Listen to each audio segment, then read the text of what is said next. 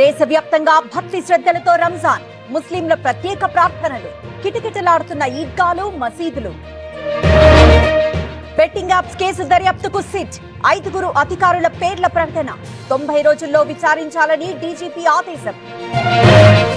Cabinet berth కోసం రంగారెడ్డి జిల్లా ఎమ్మెల్యేల పట్టు, చోటు కల్పించాలని అధిష్టానానికి లేఖ, తమ జిల్లాకు ప్రాతినిధ్యం లేరని మొర. పాలకులు మారినా పాలనొక్కటే, అడవుల్ని అంతమొందిస్తున్నారు, పచ్చదనంపై వేటేస్తున్నారన్న బండి సంజయ్.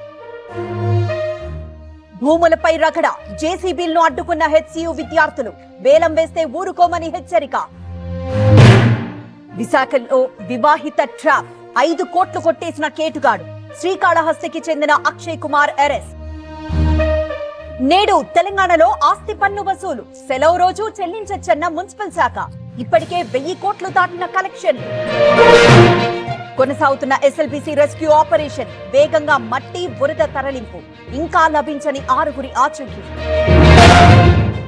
ఆర్టీసీ డ్రైవర్ ఆత్మహత్య, అధికారుల వేధింపులే కారణమని ఆరోపణ, కడప జిల్లా ప్రొద్దుటూరులో ఘటన.